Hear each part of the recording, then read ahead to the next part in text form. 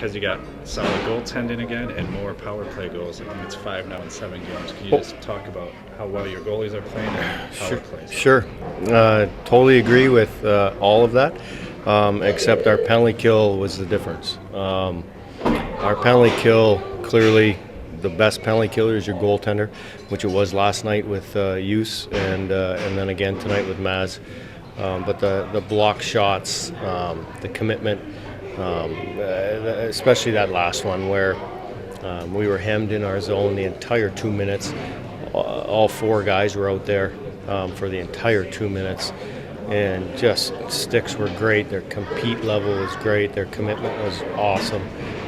So that was the difference in the game, no question. Is there any sort of revenge or a venge factor, knowing they beat you to end your streak?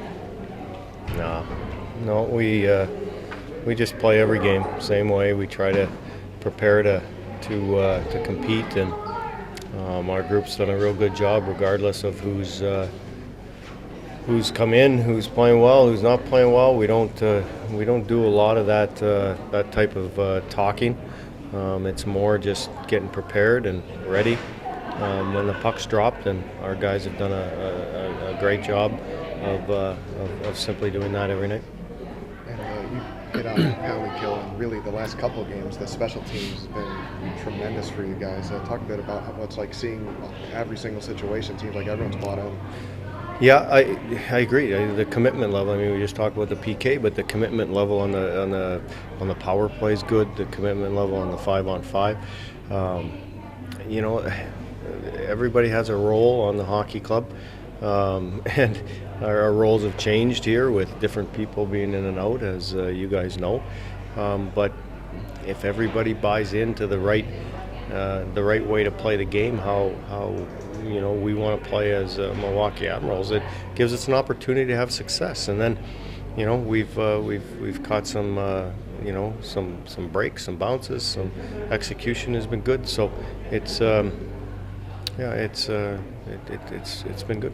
Max Gort's had sort of a slow start to his season, but seems like he's finally starting to relax a bit. Looks a lot more confident. He's on a 6-game point streak now. What do you guys think? Gort's great. I mean, he just goes about his business. He's I don't know if you've ever talked to him, but I've talked to him a whole lot. He put him in situations. He's played on arguably the 4th line. He's played on the 1st line. When Sis came back, he got bumped maybe to our 3rd line. It doesn't matter, and that's what our group has been all about, is that, there's nobody comes up to our office and says, how come I'm not doing this, or, how come I'm not playing here? They just play. And because of that, we're able to play 4 lines. We're able to play 6D, and we allow them to go play the game and trust in them, because they've earned it. So and Gortzy's been that guy for sure. Actually, it looks like everyone kind of considers the line that they're on as the first line or the first choice line. Just the way that they're all playing out there that hard. Well, it doesn't matter. Like, some guys get a little more ice time. You look at it, we don't get the stats, obviously, like the NHL, but if you were to look at our ice time situation, there's guys that get a power play and penalty kill time. They'll get a little bit more, but everybody else is pretty even. I mean, you look at our 6D every night, it's even. Stan plays them all, gets them all in situations. Our 4 lines, I don't remember, maybe once or twice we've shut down a line, or maybe went to 2 lines, or at the end of hockey games where it's tight. But I mean, we got 2-0 hockey game. We just rolled our lines at the end. We never had anybody special in a situation. Maybe G took a couple of key face-offs at the end, Gerard, but that's it. We've got a good trust in our group. And it's one of those little things, but yesterday you had the horrible snowstorm, still got lots of great fan turnout. Tonight they're really loud. With how things have been going lately, the winds and then the fan support. That's a great question, because I just talked to John Greenberg up top, our president, and Harris Tur, and our fans at the end of the hockey game. There's 20-30 seconds left, and they're counting down the clock, and it got louder and louder. And I know that our organization gave vouchers last night for them coming out in a snowstorm. You didn't know that. I mean, it was so loud last night. And then again tonight, it was a great crowd support.